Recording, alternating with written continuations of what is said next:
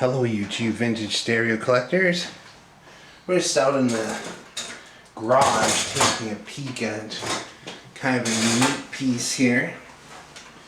This is a cassette deck made by Dual, the turntable company, the great turntable company. And it's top load, and it has a nice wood grain deck here. Now this one here, a friend asked me to take a look at it, and I tried it out with the tape, and it actually turned on and fast forwards and it reverses, but doesn't play. In fact, it seemed kind of sluggish. So anyway, I took it out of its case. I was going to spin it around here. It's quite heavy. And you'll see why it's so heavy in a minute. Look at that motor.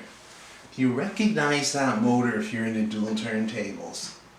That is a motor from a dual turntable. Like a 1010, 1009, 1019.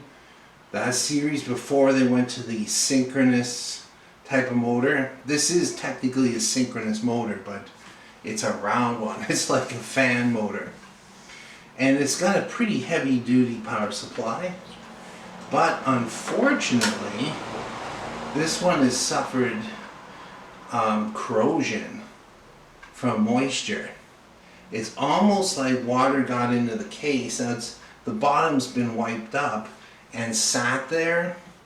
The electronics are under here, and unfortunately the other side of this is just as corroded, if not worse. So I don't want to power it up for too long. I'm just looking at the viability rebuilding this one, just because it is such a heavy duty good looking piece of equipment. For instance, look at the flywheel. I wanted to see what the belts were like. The belts seem to be stretched, but they're actually not. The rubber's good, they're springy. Somebody has attempted to put another set of belts in here, and it's absolutely the wrong belts for it. It's not that they're old and stretched and turned into gelatin. Somebody had this apart, and I've been picking out. I noticed that when I first put it up on the table, there's a couple in there, washers and nuts. There's several of them that fell out of it. Including the screws for the electronics portion. So somebody had this apart and they tried to put in belts that weren't the right size. Maybe it's all they had. There are kits available for this from different places. A little bit on the expensive side. I mean, if you don't have the right belts for it, you're wasting your time. But the one thing I noticed about it is just about every part of it it's tight, but also there's corrosion in different spots. Hopefully the motor's okay. Like I'm turning it here, that's way too tight. This motor needs to come off, be split in half and lubed up. Same with there's corrosion on a lot of the alloy parts. This here is one of the capstans, and it does not want to come out easily. Let's try. Come on, there we go. So that part is some kind of stainless steel, so that's not going to be bad, but needs to be cleaned. There used to be stuff. I was just emailing with a friend that's into these, and I was talking about what do you do when you get circuit boards and electronics covered in moldy residue.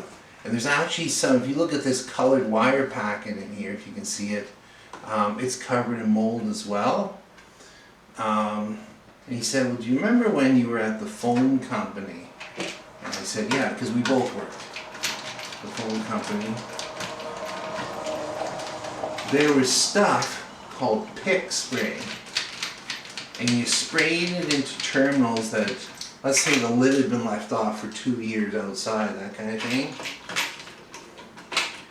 And it would eat up the corrosion, because to pull a lot of these terminals apart would take days. Like you had hundreds and hundreds of wire pairs But anyway, and I thought, yeah, I wonder if anybody still makes that. I couldn't find it.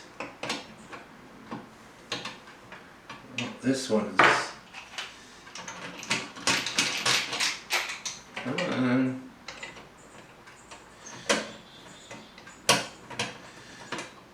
It's really corroded there. Let's just drop this down. So, this is actually quite serviceable. But as you can see, that's had water standing on it. Like, that's not good. The board appears okay. If you get it in bright enough light, there is a residue on it. And it tips down. This side seems to be okay. It's been spared. Switches don't feel great. But there's a couple of odd things, like this lever here is supposed to contact. This is, instead of having one record play switch, this one actually has, there's 3 switches that are in play. And this is the record play lever, and it's not supposed to be bent up like that. I don't know what is going on here. But I've looked at some pictures. It looks like when this closes in on here, it should be up against this switch right here. Corrosion and mold, it actually doesn't smell that great. There's the meter assembly, it tips out. This has some very nice features, this deck. I hate to trash it for parts. I'm going to give it a bit of a try, but at what point do you say enough is enough? Because you can find working cassette decks. Like I have a Techniques upstairs that I got about 4 months ago, and it's an early top loading Techniques from the same year, 73.